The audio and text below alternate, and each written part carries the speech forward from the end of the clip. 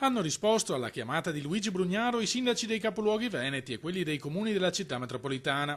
Domani saranno a Venezia per discutere insieme una strategia condivisa e lanciare il loro messaggio a Roma, incuranti del colore politico della singola amministrazione. Il governo ripristini i fondi congelati del bando periferie. La battaglia contro il blocco dei finanziamenti a decine di progetti fondamentali per i capoluoghi veneti incassa intanto il sostegno delle categorie economiche e professionali.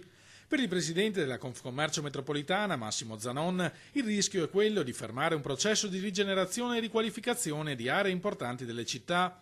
Iniziative, scandisce, indispensabili per i nostri centri urbani. Preoccupazione condivisa anche dall'Ordine degli Avvocati di Venezia, che teme l'interruzione dei lavori per il completamento della cittadella della giustizia in Piazzale Roma. Confermiamo sin da ora, garantiscono in una nota, il nostro appoggio e partecipazione a tutte le iniziative che gli organi politici e amministrativi intendono intraprendere per non veder vanificare più di 20 anni di lavoro. Mentre dal PD arriva l'appello a superare le logiche politiche in nome degli interessi delle comunità. È importante adesso che la battaglia vada fatta unita, mi pare che per di più le lamentele provengano dai sindaci di tutti gli schieramenti politici.